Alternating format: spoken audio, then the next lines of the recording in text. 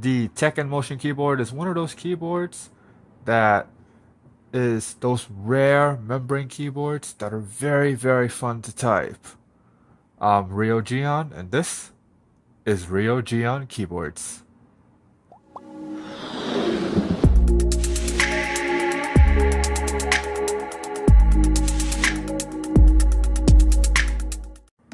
Without a doubt, this is a gaming keyboard with a design adding extra bits of plastic on the sides, on the bottom.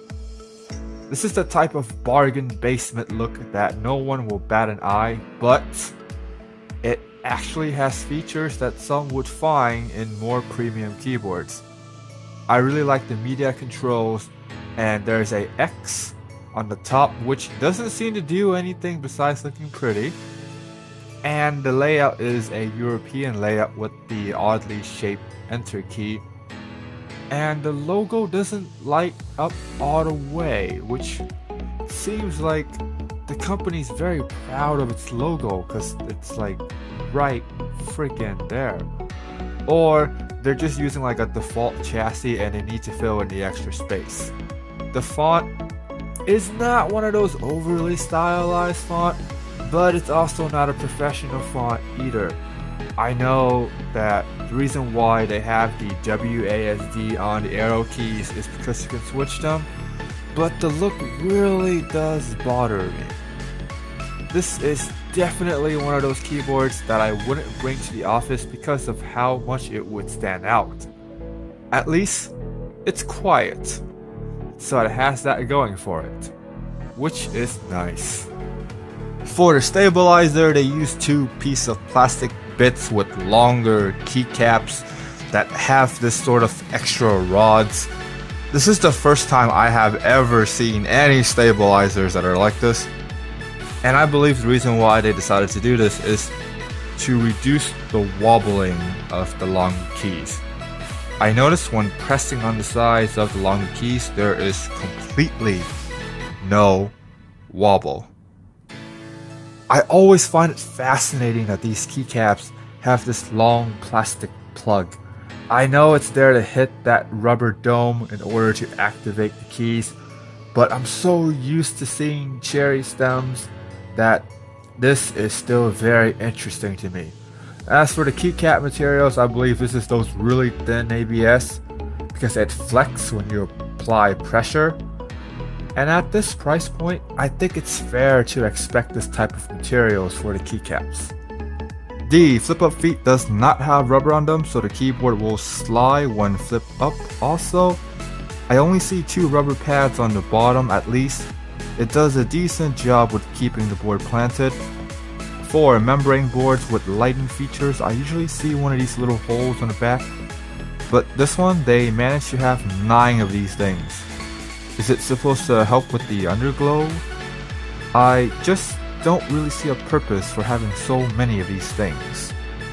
The design of the back is definitely over stylized, but the good thing here is that you won't be looking at the back of the keyboard too often. The cable is braided, which is nice, and the USB tip is gold, so it's a win-win here. I like how they have an additional light bar on the bottom to give this sort of underglow effect. They decided to give you 3 colors: red, blue, and pink. Which is odd because it's usually red, blue, green, or purple. But it's nice that they're thinking outside of the box for this one. I noticed that the keys aren't fully lit. They're lit on the bottom portion, but it seems like the light just couldn't make it to the top.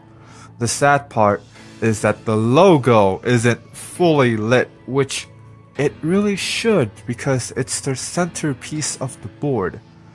The lights for the num, caps, and scroll lock is forever blue. So in certain setups, this particular lighting can break it. This is the hidden selling point of the board. Due to the way the keyboard looks, you wouldn't bat an eye, but if you decided to give this keyboard a chance, then you will be handsomely rewarded on how the keyboard types.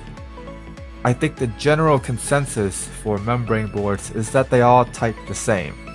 From my experience, I see a mixture of both good typing and bad typing membrane boards. This is one of those very good ones, as the keystrokes are very smooth to the touch and you get just this right amount of tactilities that the other membrane board lacks. It's also soft to the press, which means you won't get finger fatigue as much as other membrane boards. I guess if you don't use as many keyboards as I have, then you probably won't notice a difference. But this is a really smooth and really nice typing board, despite it being a gaming keyboard. As for the gaming features, you can disable the Windows key. For FPS gamers, this keyboard is very comfortable to hold for long durations. For RTS gamer, this keyboard is soft to the touch, so in theory you can double tap pretty quickly, but not by much. I would say you're better off with something mechanical for those quicker double taps. For MMO gamers, I highly recommend you avoid this keyboard because it doesn't have any macro capability. It would just be like a regular keyboard for you. Now, pricing for this keyboard is around $20 to $25 on Amazon, which isn't asking a lot. Now, I do know that there is the Devastator for an extra $5 to $10, and you get a keyboard with a mouse, but you wouldn't get the lighting features, and I honestly believe that this keyboard types better than the Devastator, but not as good as the Commander. It's definitely worth a look if you're looking for something cheap, but you're also looking for something that's good to type at the same time. So, let me know how you guys think of this more neutral review in the comments below. If you liked the video, please be sure to give it a like, and as always, subscribe for more awesome content.